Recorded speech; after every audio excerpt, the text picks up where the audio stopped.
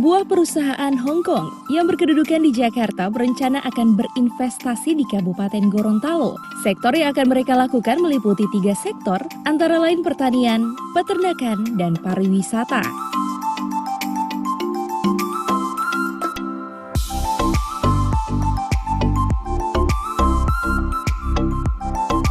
Sektor pertanian berupa pengembangan padi organik dan sektor peternakan, dan untuk di awal sekitar 2.500 hektar yang akan mereka siapkan untuk lahan. Dalam rangka itu, selaku pemerintah Kabupaten Gorontalo, Bupati Gorontalo Profesor Dr. Insinyur Nelson Pomalingo MPD melakukan penandatanganan MOU dengan PT Terra Agri Mulia sebagai mitra Transwell Corporation Limited Indonesia, sebuah perusahaan Hong Kong berkedudukan di Jakarta. Penandatanganan kerjasama tersebut dilakukan pada hari ini, Selasa kemarin di Jakarta. Pada kesempatan itu, Torifah Yumna sebagai Direktur PT Terra Agri Mulia dalam hal ini bertindak untuk dan atas nama PT Terra Agri Mulia.